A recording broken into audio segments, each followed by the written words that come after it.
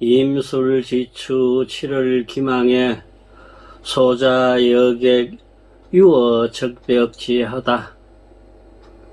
청풍설해하고 수파 불흥이라. 거주 속객하여 송명을 지시하고 가 요조 지장하도다. 임술년 가을 음력 7월 16일 나 소동파가 친구와 더불어 양자강 적벽 아래에서 놀았도다. 맑은 바람이 조금씩 불어오나 물결은 일지 않았도다. 술잔을 들고 손님을 재촉하여 시경에 나오는 명월의 시를 읊게 하고 또한 요조의 장을 노래하도다. 오늘날까지도 한시에 관심 있는 사람들이 절개 없는 소동파의 적벽부 맨 앞부분입니다.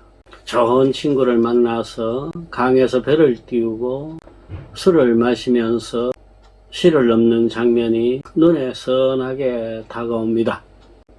전편의 시가 이렇듯 아름답고 흥겨우면서도 또 한편 쓸쓸하기도 한 시죠. 오늘은 이 소동파에 대한 이야기가 되겠습니다. 소동파는 당송 8대가의 한 사람으로서 잘 알려져 있는 시인입니다. 당나라, 송나라 시기에 가장 빼어난 문장가 8명을 추려서 흔히들 당송 8대가라고 하죠. 놀랍게도 이 8대가 중에는 소동파의 아버지, 동생까지 포함돼서 소시 3부자가 여기에 포함되어 있습니다. 대단한 문장가 집안이라고 할 수 있습니다. 소동파는 본명은 소식, 자는 자첨, 그리고 호가 동파입니다. 소식이란 본명보다 오히려 소동파라는 이름이 더 널리 알려져 있죠. 소동파는 문장가이면서 서예가고 빼어난 또 화가이기도 했습니다. 그리고 오늘 이 자리에 언급되는 것처럼 소문난 술꾼이기도 합니다. 소동파는 술을 즐기기만 했을 뿐 아니라 스스로 술을 빚기도 했던, 술에 대한 이론적 실무적 조예까지 깊었던 인물입니다. 이렇듯 천년의 세월이 지나도 잊혀지지 않는 인물이다 보니 그의 이름을 딴 백주가 중국에 없을 까닭이 없습니다. 지금 소동파의 이름을 딴 술들이 여러 개가 나오고 있어요. 그 중에는 소동파라는 이름을 쓴 술도 있고, 또 어떤 술은 동파주라고도 하고, 또 본명을 쓴 소식주라는 술도 나오고 합니다. 그중 소동파주, 소식주는 사천성 미산시에서 생산되고 있습니다. 그리고 그의 호를 딴 동파주는 소동파의 무덤이 있는 하남성 여주에서 생산되고 있어요. 이 미산시에서 왜 소동파주와 소식주가 나오느냐? 여기가 바로 고향이기 때문입니다. 사천성의 성도, 제일 큰 도시가 청두죠. 청두에서 서남쪽으로 차로 한 1시간 정도 가면은 다다르는 작은 도시가 미산시입니다. 거기서 좀 더 남쪽으로 내려가면은 유명한 산 아미산이 있어요. 어메이산. 해발 3000m가 넘는 중국의 4대 불교 성지로 하나로 알려져 있는 그 아미산과 청두 중간에 있는 작은 시가 미산시다. 여기 가면은 아버지 소순, 소동파, 그리고 동생 소철, 3명의 문학가를 기리는 삼소사라는 사당도 잘 지어져 있어가지고 1년 내내 참배객들의 발걸음이 그치지 않고 있습니다. 여러 개의 소동파 술들 가운데 가장 규모가 크고 중국 전역으로 잘 알려져 있는 술이 바로 소동파주다. 삼소주업이라고 하는 데서 생산됩니다. 삼소, 3명의 소시 문장가를 기린다라는 뜻에서 술회사 이름도 삼소주업이라고 했어요. 여기서 나오는 술들인데 농향형으로서 저도 청두에서 한번 마셔본 경험이 있습니다.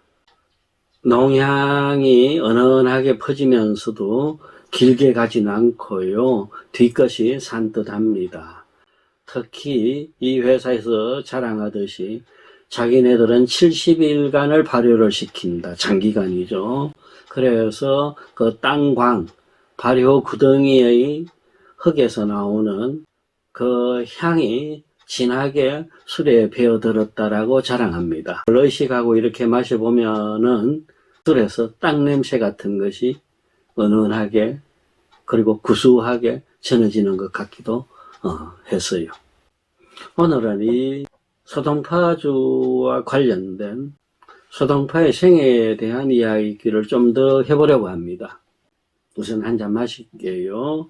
소동파주도 구하질 못해가지고 그 옆 동네에서 나오는 사천성 백주 한 잔입니다.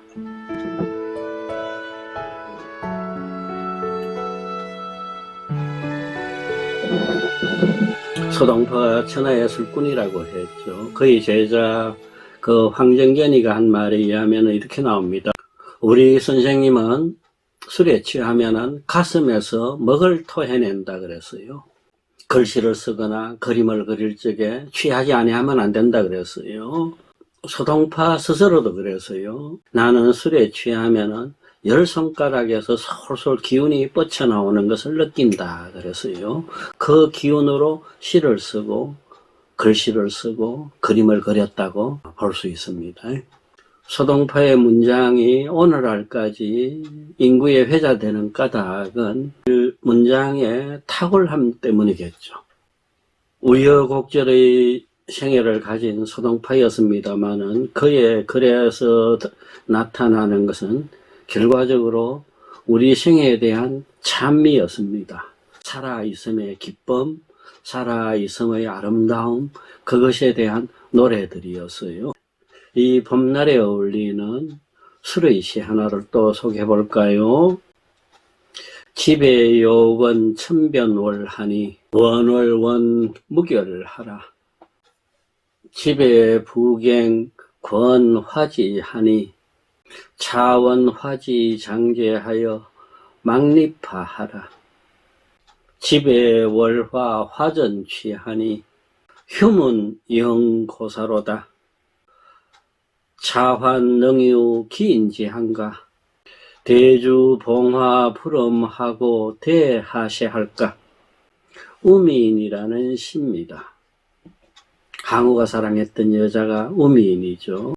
그녀를 빗대 갖고 하는 시입니다. 잔을 잡아 하늘에 달에게 권하노니 달아 내 모습 일그러지지 않기 바란다네. 또 잔을 잡아 꽃가지에게 권하노니 꽃아 제발 변하지 말고 그대로 있길 바라네. 달빛 아래 잔을 잡아 꽃에게 취하노니 기실 꽃이 피고 짐이 무슨 대수일까. 꽃에서 취하는 이 즐거움 아느니 몇이나 될까. 술로서 꽃을 만났으니 어찌 마시지 아니할 수 있으랴. 이런 내용입니다. 소동파가 사천 매이산 출신이라 그랬죠. 그는 21살 나이일 때 아버지와 동생하고 함께 서울로 올라옵니다. 과거시험을 치려고. 당시 송나라 수도가 개봉이었어요. 오늘날 카이펑입니다. 낙양 바로 옆에 있는 도시죠. 과거시험을 치는데 최고의 답안지를 냈습니다. 당시 시험관이 누구였느냐 하면은 훗날 소동파와 함께 당송 8대가의 한 사람으로 불린 구양수 시인이었습니다. 구양수가 소동파의 답안지를 보고는 깜짝 놀랐어요. 이렇게 잘 쓸 수가 있었을까 하고. 그런데 장원급제는 하질 못했습니다. 2등으로 밀려났어요. 이유가 엉뚱했습니다. 구양수가 그 답안지를 보고는 생각을 했어요. 야, 이렇게 잘 쓸 사람은 내 제자 중에 누구밖에 없다. 그 친구라고 의심을 했어요. 이름들이 다 가려져 있으니까. 그래서 자기가 시험관이면서 자기 제자를 1등으로 할 수 없다 해가지고 기피해서 2등으로 미뤘어요. 근데 나중에 보니까 자기 제자가 아닌 서동파였어요. 아무튼 이런 일화 때문에 과거 이후 공성안팎의 서동파의 이름이 터날려 버렸습니다. 대단한 인물이 나왔다고 해가지고요. 그 급제 이후 얼마 안 돼갖고 고향에서 어머니가 돌아가셨다는 이야기를 듣고 삼부자는 급히 매이산으로 돌아옵니다. 그리하여 3년상을 다 치르고 다시 또 서울에 가서 이제 벼슬을 살이를 하는데, 서동파가 처음 부임한 곳은 오늘날 섬서성 동상이라는 데입니다. 풍시항입니다. 여기가 바로 최고의 백주 중에 하나인 서봉주가 나오는 곳입니다. 여기에 벼슬아치를 했기 때문에 서봉주의 브랜드 캐릭터로 항상 서동파를 쓰고 있습니다. 이렇게 순탄하게 관직 생활을 하고 있던 서동파였는데, 그의 나이 30 무렵에 엄청난 변혁이 일어납니다. 즉 나라 조정의 실권을 쥔 왕안석이가 개혁 정책을 과감하게 펼쳐나갑니다. 그것을 역사에서 왕안석의 변법이라 그러죠. 그런데 서동파는 오늘날로 치면 보수파라고 할까요? 여기에 대해서 크게 반발합니다. 하여 서동파는 스스로 나는 조정에서 벼슬하지 않겠다 하고는 시골 벼슬살이로 물러나 버립니다. 그곳이 항주였어요. 이 항주에서 3년간 벼슬살이를 할 적에 서동파는 한 운명적인 사랑의 만남을 가집니다. 지난번에 이청조 이야기도 했고 설도 이야기도 했죠. 그에 못지않는 중국 문화사에서 빼놓을 수 있는 여류문사 중에 한 명, 왕조운이라는 여자를 여기서 만나기 때문입니다. 항주 외곽에 그 아름다운 커다란 태호라는 호수가 있죠. 거기 뱃놀이를 갔을 적이었는데 여러 명의 기생들이 와서 시를 짓고 노래를 부르고 했습니다. 그중 한 아이 기생, 동기라고 하죠. 그 아이가 서동파의 눈에 확 띄었습니다. 12살짜리의 어린아이였어요. 빼어난 미모에 영민하고 시를 잘 짓고 이랬던 것입니다. 서동파는 그 아이를 자기의 시비로 끌어들입니다. 즉 몸종이죠. 이렇게 해서 옆에 두고는 시를 짓게 하고 함께 세상 얘기도 하고 하면서 즐거운 시간들을 가졌어요. 이렇게 옆에 뒀다가 그 아이 나이가 18이 됐을 적에 정식으로 첩실로 드립니다. 이전까지 서동파는 2번 결혼을 했어요. 첫 번째 부인이 27살에 요절해 버렸고, 그 3년 후에 두 번째 부인을 맞아들였는데, 이 둘째 부인도 이 왕조원에 대해서 아주 기특하게 여기고 이뻐했습니다. 또 닭이 소리 지르네요. 봄비가 내리는 날입니다.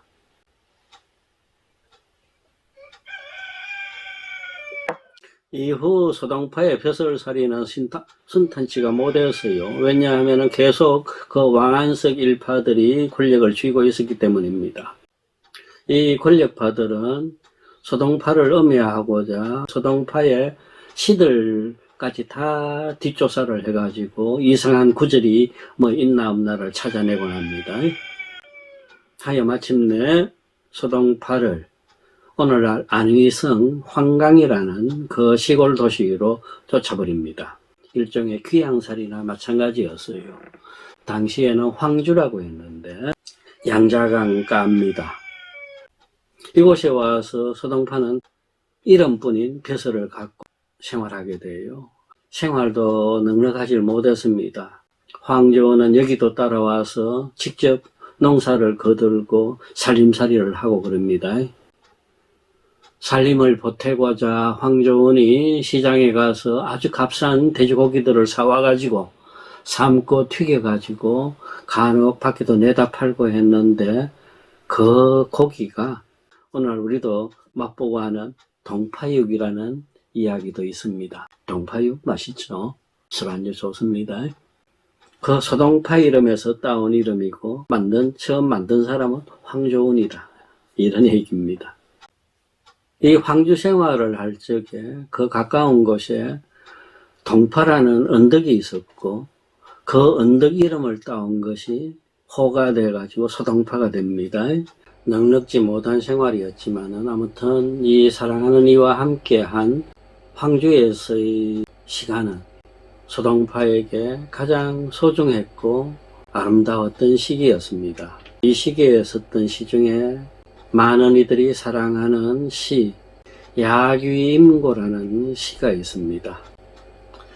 야음 동파성 부취하고 귀례 방불 삼경이라 가동비식 이 뇌명이라 고문도 불응이네 의장청 강성 할밖에 밤중에 동파에서 술을 마시고 깨고 취하기를 거듭하다가 집에 돌아오니 자정이 넘은 시각이네. 벌써 일하는 아이놈은 우레 같은 소리를 내며 코를 골고 있고 문을 두드려도 아무도 열어주질 않네. 나는야 지팡이에 기대어 강물 소리나 들을 수밖에. 여기까지가 1절이고요. 장한 자신 비야유인데 하시망각 영영할까 화란 풍정 공문평하니 소주 종 차서하여 강해 기 여생이든가 이 몸도 내 것이 아님을 크게 한탄하나니 어느 때가 돼야 아등바등 사는 걸 잊을 수 있을까. 새벽이 다가오면서 바람이 그치고 물결조차 일지 않으니 작은 배를 띄워서 강이나 바다로 가서 여생이나 보낼까. 취해서 집으로 돌아오니까 마주하는 이 없이 다시금 강가로 가서 밤강을 바라보는 풍경이 손에 잡힐 듯 그려지는 시이기도 합니다. 그리고 이 시기에 나온 청고의 걸작이 바로 적벽부였습니다. 황주 적벽입니다. 그런데 이 적벽은 우리가 삼국지에 나오는 그 송건의 휘하의 주유가 조조 대군을 화공부보로 물리친 그 전쟁, 적벽대전의 적벽하고는 자리가 다릅니다. 적벽대전에 나오는 그 적벽은 무안에서 상류 쪽으로 거슬러 올라가야 됩니다. 아무튼 이 황주 생활은 공공했습니다만 가장 평온했던 시기였는데 소동파 시인 나이가 가까이 올 무렵에 그 왕존이하고 사이에서 나왔던 아이가 갑자기 죽어버립니다. 그 충격과 슬픔은 이루 말할 수가 없었는데 때마침 조정에서는 서울로 돌아오라는 명령이 내려요. 소동파는 서울로 가지를 못하겠다라는 상소를 올리고는 그 남경 옆에 있는 도시 상주에 머물게 됩니다.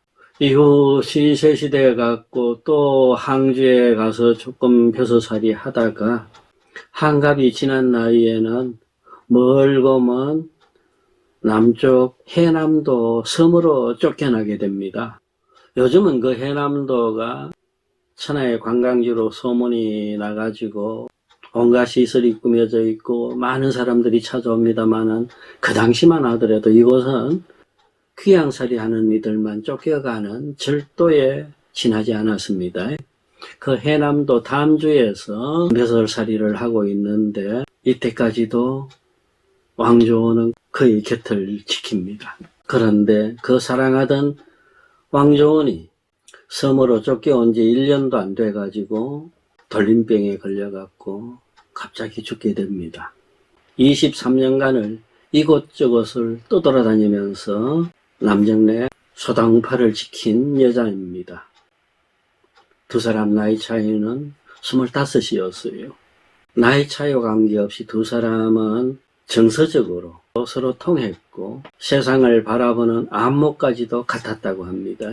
온 생애의 애정을 쏟았던 한 여인네가 그렇게 숨이 지고 말자 소동파의 비탄과 절망은 말할 수가 없었습니다. 소동파는 스스로 외통한 시들을 여러 편을 쓰게 됩니다. 절절히 가슴을 울리는 시들인데 그중 한 편의 시 중 한 부분만 소개할까요? 일자 취중 망요 하나 나하 취후 사량인 것을 사능부의하건만 침전주루하여 점점 천행이로다. 잔뜩 취한 가운데는 슬픔도 잊혀지지만 술이 깨고 나면은 더욱 생각나는 당신이라네. 그대 분명 싫어하겠지만은 나는 벽연머리에 구슬 같은 눈물을 흘리는데 그것이 만갈래 천갈래로 그치지 않고 흐른다네. 3년이 지났을 무렵 조정에서 대사면령이 내려서 소동파도 섬을 떠나게 됩니다. 그러나 그는 서울에까지 이르지 못하고 중도인 상주에서 마지막 숨을 거두게 됩니다. 향년 65세였어요. 이후 세월이 아주 많이 흐른 후 그의 유해는 하남 여주 땅으로 옮겨지게 되고 지금 소동파의 무덤은 그 여주 자연에 있게 됩니다. 그곳이 바로 동생 소철이 벼슬 살던 유서 깊은 땅이었습니다. 깊어가는 봄날 또 좋은 시간에 백주에 취하는 때가 있으시면 소동파를 떠올리면서 무한히 술을 사랑한 그가 누렸던 사랑과 열정과 비탄의 생애까지 한번 생각해 보시는 것도 좋을 듯 싶습니다.